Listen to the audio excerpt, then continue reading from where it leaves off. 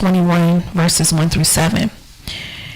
Now Satan stood up against Israel and moved David to number Israel.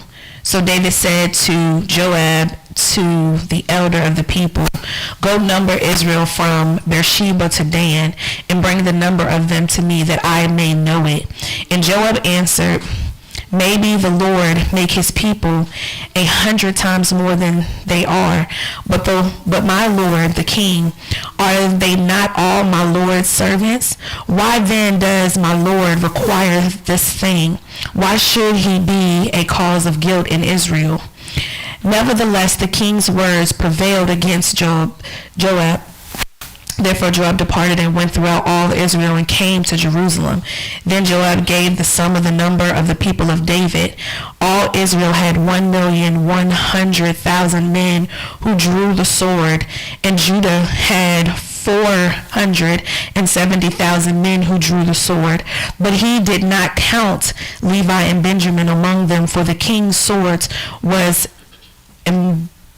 amiable to Joab, and God was displeased with this. Therefore he struck Israel. David said to God, "I have sinned greatly because I have done this thing. But now I pray, take away the iniquity of your servant, for I have done very foolishly." So he was abominable to Joab. Thank you so much. You may be seated.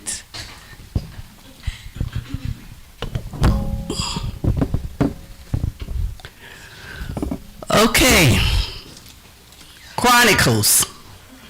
Well, let's get a brief review of last week.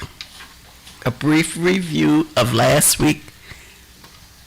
I guess Teacher Pam will do it, since everybody's looking all strange, as if they were not here.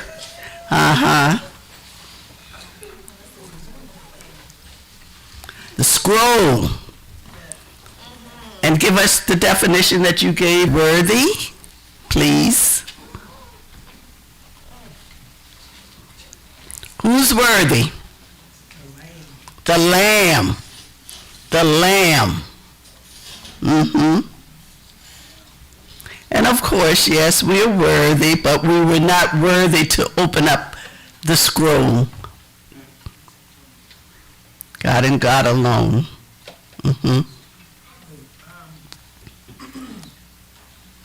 Worthy was from the Greek, and it said deserving, comparable, or suitable, as if drawing praise. Is your mic working? It said don't turn over. It's on. Keep talking.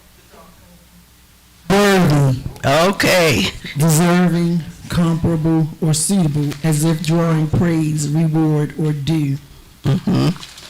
Okay. So we were talking about John's vision on the island of Patmos, and Jesus had given him a vision of what was going to be happening, and he saw that they were looking who was worthy to open the seals.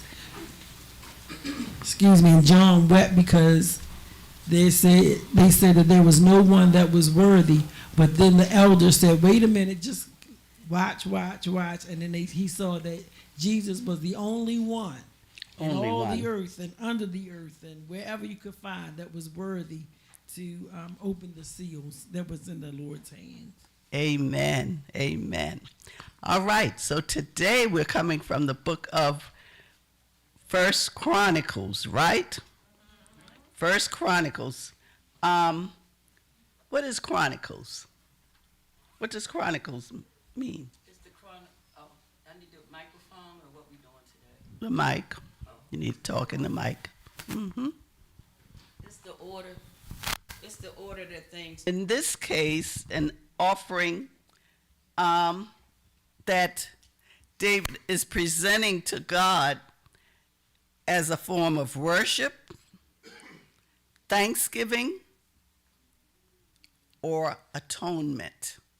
And I keep holding on. I'll never forget. At one. Psalms 116 and 17, does it say? Psalms 116 and 17.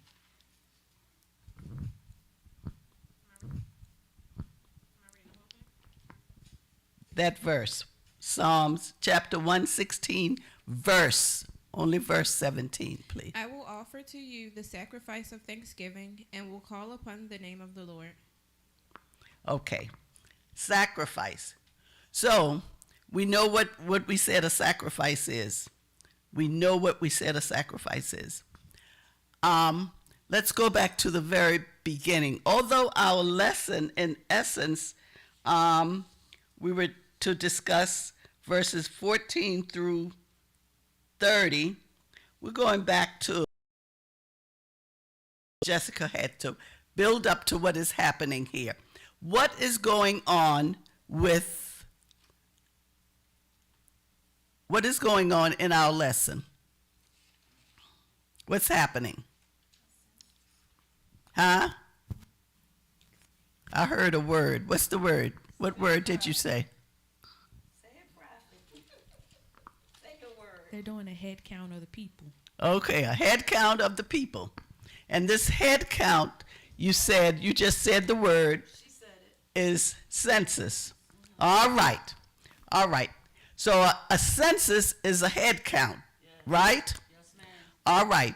And we said this before. Where's Deke? Not in? Okay. We talked about the head count.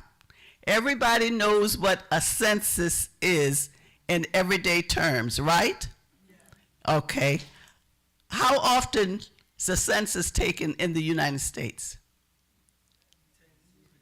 All right, every 10 years. When was the last census taken here? Not long ago. I'm trying to think. Year before last. I want to say year before last.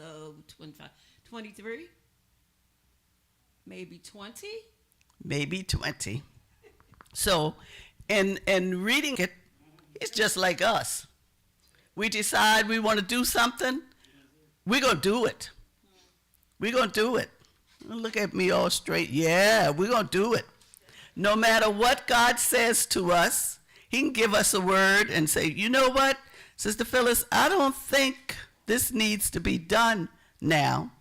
But you said, but I need to do it. So what's the word? Just do it. And we do it. And in this particular case, all right.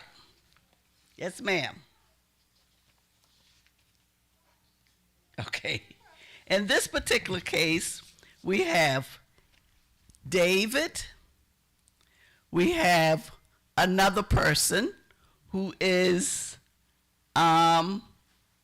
Joab, but it's not pronounced. I had to check my pronunciation. So it's Joab, because you know how the J looks like in Juanita. Joab. Ornan, Gad.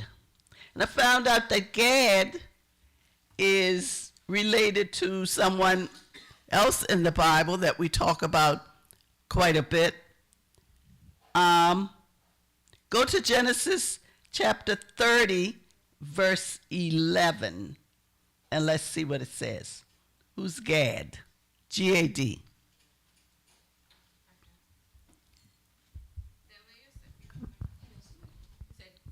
Genesis chapter 30, verse 11. Uh-huh. Then Leah said, a troop comes, so she called his name Gad. Okay. All right. 1 Samuel's 22 and 5, then. Maybe I got the wrong thing here.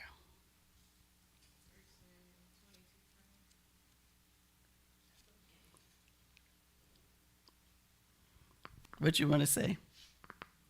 Thought Gad was a tribe. Okay, but But in this instance, okay, so that talked about the census, and now we find out that David decided, I'm gonna take